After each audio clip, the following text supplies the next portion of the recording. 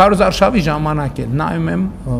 բան անդիմադիր լրատվամիջոցները գրում են Փաշինյանը բան արեց կորցրեց ինքնատիրապետումը վրթովված ես կրկոտ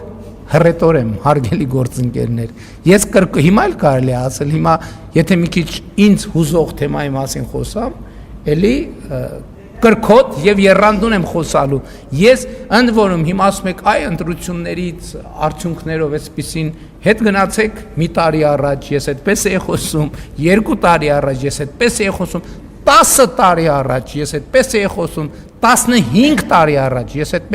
այդպես եմ խոսում ես այդպես եմ հաղորդակցվում որովհետեւ այդ թեմաները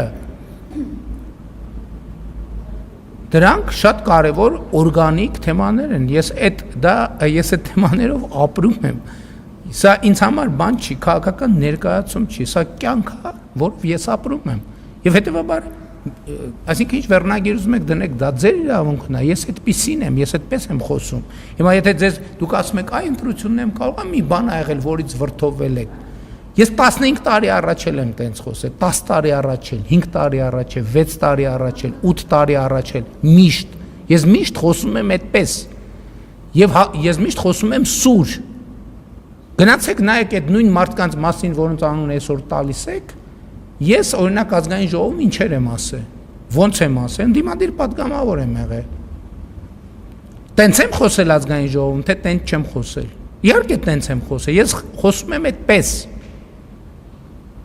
Հիմա դա լավ է, թե վատ է, ես դա չգիտեմ, բայց ես խոսում եմ այդպես։ Ես հաղորդակցվում եմ այդպես։